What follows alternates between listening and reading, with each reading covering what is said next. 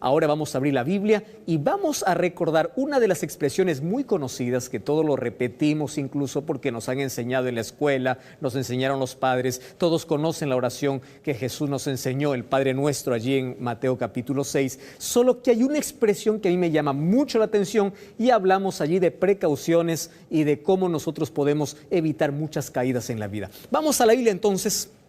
¿Me acompañas? Vamos al libro de San Mateo capítulo 6, versículo 13. De paso, el Padre Nuestro tiene 6 pedidos, 6 peticiones. 3 tienen que ver con Dios, es decir, con mi relación con Dios. 3 tienen que ver con mis necesidades.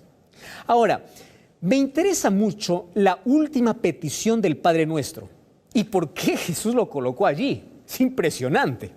Mira lo que dice el versículo 13 del capítulo 6. Dice así: no nos metas en tentación, líbranos del mal. El versículo continúa, mas hoy solamente queremos ver estas 2 expresiones. No nos metas en tentación, líbranos del mal. Queremos ver, para ver en qué contexto está esto, un versículo antes y un versículo después. Dice así, el versículo 12, perdónanos como nosotros perdonamos. Wow. El pedido anterior tenía que ver con un asunto que ya pasó. Perdónanos, yo ya fallé.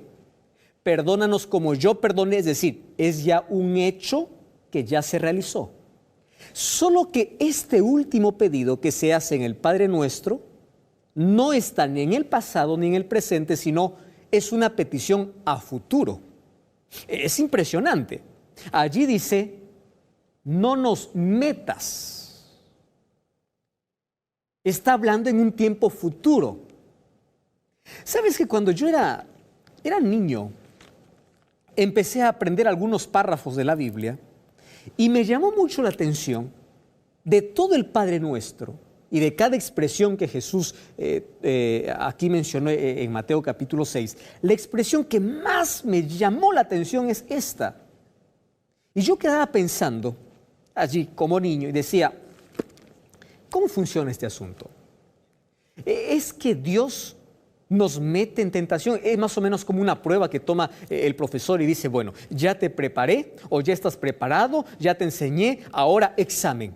¿Será que así funciona? Y de pronto allí Dios dice, a ver, vamos a tomarle un examen, vamos a meterle en tentación, vamos a ver si supera la prueba. Porque aquí el texto dice, no nos metas en tentación, no nos metas en tentación. ¿De qué está hablando? ¿Sabes que esto me costó entender mucho? Porque aquí hay 2 peticiones juntas y tiene una relación estrecha la una de la otra. No nos metas en tentación, líbranos del mal. Quiere decir, para ser libre del mal, uno hay que evitar la tentación o uno hay que superar la tentación. Librarse del mal solo es consecuencia de no ceder a la tentación. Así que el pedido más fuerte es aquí, no nos metas en tentación. ¿Qué es una tentación? Y luego vamos a responder la pregunta si es Dios quien tienta. ¿Qué es una tentación? Yo traté de poder allí buscar una definición más exacta para el mensaje de hoy. Y me encantó esta. Quiero que prestes atención. Dice, tentación es una instigación a hacer algo malo. Y esto me dejó preocupado. Instigación a hacer algo malo. Y allí dice, no nos metas en tentación. Quiere decir que Dios te instiga a hacer algo malo. ¿Cómo es esto? Si la tentación es una instigación a hacer algo malo, ¿será que Dios te impulsa para que tú hagas lo malo? Bueno, mejor vamos a responder esto con la Biblia. ¿Te parece? Me encanta esto. Vamos a Santiago capítulo 1. Santiago capítulo 1. Vamos a leer a partir del versículo 12. El versículo 12 comienza diciendo, feliz es la persona, el varón, que soporta la tentación. Es decir, las tentaciones son parte de la vida. ¿Correcto? Feliz es la persona que soporta, que supera, porque allí dice, cuando haya resistido la prueba, recibirá la corona de vida. Como que la tentación es parte de un examen. como que es un peldaño que subir. Resistes una y viene una más fuerte, y viene una más fuerte, y cada vez que vence la tentación, tú no solamente tienes el sabor de victoria, sino que vas escalando. Así dice, porque cuando haya resistido, recibirá la corona de vida que Dios ha prometido a quienes lo aman. El versículo 13 explica Santiago. Gracias a Dios por esta explicación. Dice así: cuando alguien es tentado, no diga que es tentado de parte de Dios. Wow, aquí está la respuesta, ¿verdad? La oración dice: no nos metas en tentación. Alguien que lee superficialmente diría: Dios te instiga para que hagas algo así. No, aquí dice: no pienses que Dios está tentando. Sino dice: Dios no puede ser tentado por el mal, pero tampoco tienta a alguien. Es decir, no impulsa que alguien haga el mal. Versículo 14. Cada uno es tentado de acuerdo a su propia concupiscencia. ¿Qué significa concupiscencia? Deseo, inclinación. Es decir, cada uno es tentado de acuerdo a su deseo. Es atraído y es seducido. Y allí sigue mencionando. Mira,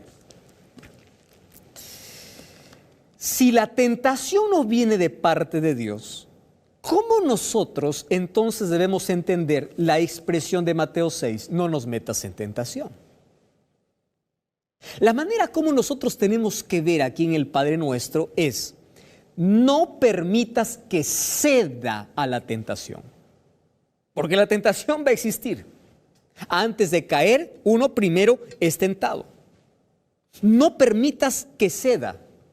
Es decir, una persona es tentada en esta vida por el tentador.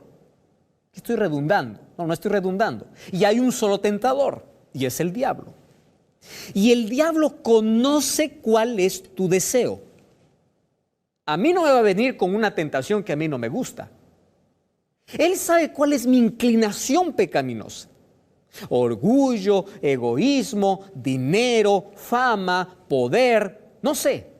Él conoce la tentación de cada uno. Promiscuidad, sexo, etc. Y él sabe que por ese punto débil, él puede tentarte y tú puedes ceder. Me gusta la definición de la palabra concupiscencia dado por un diccionario. Aquí lo entiendo mejor. Dice: concupiscencia es el apetito de los bienes terrenales en general, específicamente o especialmente el deseo de los placeres sensuales. ¡Wow! ¿Y sabes qué cosa es lo que me preocupa de todo esto? Es que el diablo es un seductor y es un cazador profesional. Él sabe que al ratón le gusta el queso y pone el queso. Él sabe por dónde atacar o cómo tentarte. Él es un buen pescador, tiene para cada pez una carnada diferente. Ahora, hay una versión que es de Ken Taylor que traduce así el texto que nosotros hemos leído. Me encanta esta traducción. Dice así: cuando alguien se siente inclinado a hacer algo, no diga que es Dios quien lo tienta. Dios no tienta ni puede ser tentado. Allí me gusta la traducción. La tentación es la atracción. ¿Atracción de qué? Que sobre el hombre ejercen en sus malos pensamientos y en sus malos deseos. Y esos pensamientos lo impulsan a cometer pecado, y el pecado Dios lo castiga con la muerte. ¿Alguna cosa más clara que esta? Creo que no. Es decir, cada uno es tentado de acuerdo a lo que tiene allí en su corazón. Extraordinario. Ahora, Santiago 1:12 dice: feliz es la persona que resiste a la tentación. Ahora, querido, vamos a hablar sobre esto, Esto es un asunto muy interesante, porque de esto depende nuestra felicidad. Buscamos ser felices en la vida. Aquí dice: eres feliz cuando tú superas o cuando tú no cedes a la tentación. Correcto. Ahora, ¿qué sucede? Cuando nosotros cedemos una vez a la tentación, nuestro carácter se vuelve más flexible, pierde la firmeza. Más o menos como cuando un carpintero empieza a trabajar y empieza a dar martillazos, ¿verdad?, ahí en el clavo, y el clavo se dobla. Saca el clavo, chanca el clavo, lo endereza. Pero si el clavo se dobla otra vez, el clavo tiende a quebrarse. ¿Estás entendiendo lo que quiero decirte? Cuando nosotros estamos siendo tentados y nos doblamos una vez, ¿sí? Nos doblamos, puede que nos enderecemos. Pero al doblarse una vez, puede ser que la próxima vez que querramos enderezarnos, nos quebremos. Es por eso que la oración dice, no nos metas, no permitas que yo caiga, no permitas que yo ceda. El problema está en mis deseos, está en mi pensamiento, está en mi corazón. Y Dios conoce tus inclinaciones y tus deseos, y el diablo también conoce eso. Entonces dice, pide a Dios poder a través del Espíritu Santo para enfrentar, para vencer y para decir, yo subí un peldaño más, tengo un carácter más firme. Cada vez que tú enfrentes la tentación, tú tienes que decir, esta es la oportunidad o para doblarme como el clavo o para ser firme en mi carácter. ¿Qué te parece? Pero esto no es una cosa tan simple, ¿verdad? No es una cosa tan sencilla. Porque si somos tentados de acuerdo a nuestros deseos, entonces es fácil que nos podamos doblar. ¿Cómo Jesús venció la tentación? Porque Jesús fue tentado. Jesús fue tentado de la misma manera como Adán y Eva lo fue. ¿Por qué uno perdió y el otro ganó? ¿Quién tenía más ventajas para ceder? ¿Adán o Jesús? Claro que Jesús, pero no cedió. Adán no conocía el pecado, pero cedió. Jesús vino a tomar nuestra naturaleza humana ya con 2000 años de pecado. Ahora mira lo que sucede. En el jardín del Edén, Satanás ofrece una fruta, ¿verdad?, que Dios había prohibido. Apetito. La primera tentación allá en el desierto, ¿qué cosa fue? Di que estas piedras se conviertan en pan. ¿A dónde atacó? Al apetito. Satanás quiso tener la victoria por segunda vez. Ahora mira la desventaja de escenario. Uno estaba feliz en un huerto, en un jardín. Jesús estaba ayunando 40 días en el desierto. ¿Quién tenía más facilidad de ceder? ¿Adán y Eva, que tenían todo y estaban comiendo todos los días? ¿O Jesús, que estaba con hambre? Jesús tenía todas para perder, pero Jesús fue victorioso. ¿Por qué? Y aquí me enseña el secreto para vencer la tentación. Tú sabes que cada tentación Jesús lo venció así. Escrito está. ¡Wow! ¿Qué significa? Que en su corazón, en sus pensamientos, ¿qué cosa estaba? La palabra de Dios. Tú quieres ser fuerte, quieres ser firme, apégate a la Biblia. Lee la Biblia. Ora más. Mientras más leas la Biblia, tus pensamientos se clarifican. Tu camino se limpia. Salmo 119 dice, ¿con qué limpiará el joven su camino? Guardando tu palabra. Y el siguiente versículo dice, en mi corazón he guardado tu palabra para no pecar. Es decir, para pecar primero hay que tener que ceder a la tentación. Es decir, yo no cedí a la tentación, yo no pequé. ¿Por qué? Porque tu palabra está en mi corazón. Gloria a Dios por eso. Ahora sabes, por lo menos hay 5 pasos en una tentación. Te voy a explicar de manera breve. Que Satanás lo usa. Es un proceso para hacernos caer. Mira, el primer paso para la tentación se llama atención. Quiere decir que el diablo le gusta presentar su mercadería y para esto usa los ojos. Mira, los sentidos son los atacados cada vez que nosotros somos tentados. Los sentidos, por eso, cuida tus ojos. Hay una canción incluso para niños, ¿verdad? Cuidado lo que ves, cuidado lo que escuchas, cuidado lo que tocas, cuidado lo que gustas. Cuidado, porque por allí entra la tentación. Cuando se fue Adán, ¿por dónde le tentó? Dice, el árbol era bueno. Dios les había dicho, no te acerques, pero ella dijo, ¿cuál es el problema? Se acercó, miró, atención. ¿Recuerdas de David? David un día estaba allí en su balcón y de pronto vio una mujer desnuda bañándose. ¿Por dónde fue atacado? Por los ojos. Atención. Ahora, si ambos hubiesen solamente mirado, no hubiesen pecado. Pero una vez que capta tu atención, va al segundo paso que llama consideración. Consideración significa, yo me detengo, a pesar de que sé que está mal, yo me detengo. Wow. Y uno sabe que está mal, pero cuando tú empiezas a considerar, allí es donde el diablo ya empieza a colocarte la escalera para que tú puedas bajar. Eva, ¿cómo se detuvo? ¿Cómo consideró? Porque se acercó y no solamente miró, sino también se puso a escuchar a la serpiente. Desde allí ya comenzó. Aún no había pecado, pero desde el momento que consideró, Satanás aprovechó. En el caso de David, ¿qué cosa hizo? David pudo haberse ido en ese rato adentro, ahí a su cuarto, pero él no, continuó, él empezó a considerar, él sabía que estaba mal, pero se quedó allí. Estoy acordándome de aquella historia, de aquel monarca que quería un chofer y dijo, necesito un buen chofer. Entonces se presentaron 3 profesionales y les hizo la misma pregunta.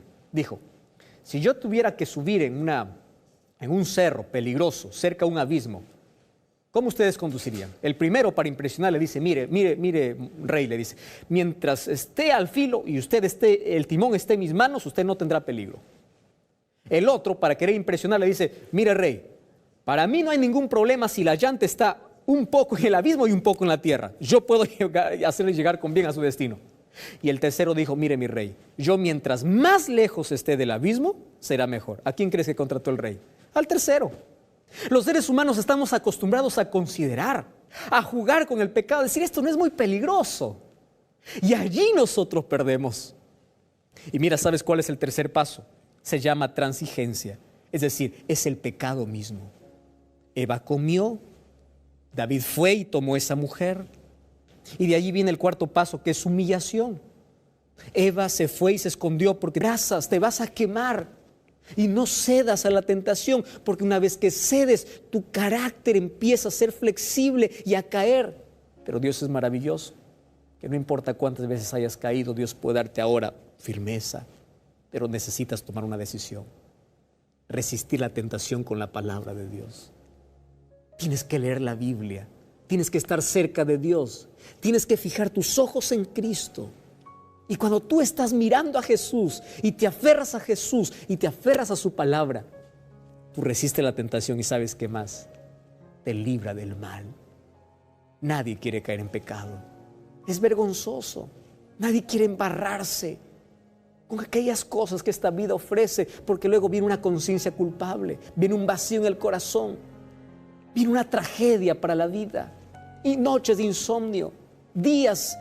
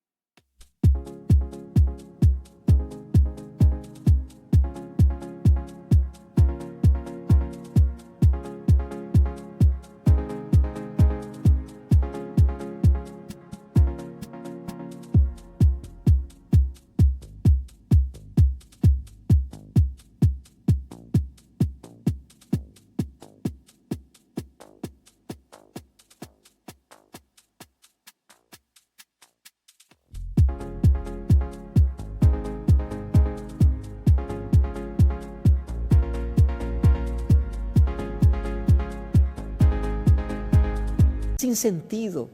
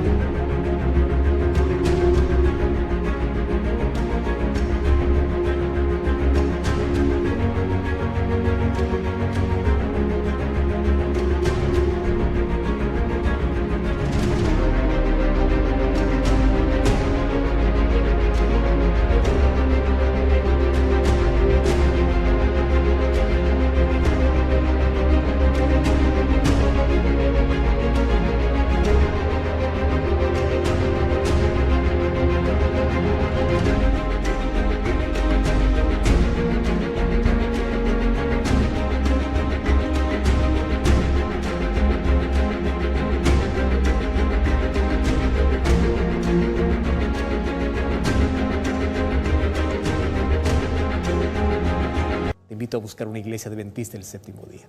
Y recuerda que la verdad te da libertad y te prepara para la eternidad.